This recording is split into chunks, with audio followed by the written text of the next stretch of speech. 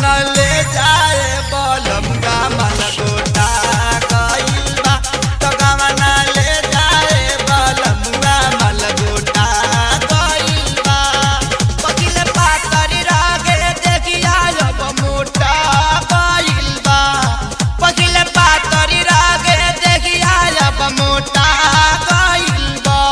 हम मोटा गइल बा तो कवन ले जाए बलमुआ मन गोटा